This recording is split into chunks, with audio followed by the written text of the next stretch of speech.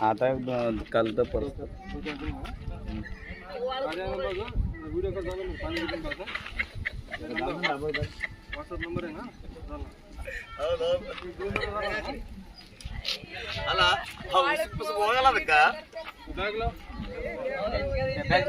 दादा कुठे गेला बाय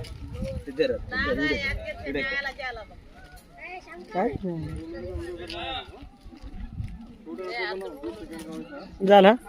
कट करू चालू सर अन्य काय आयटम जोर असो ना काय खेळतो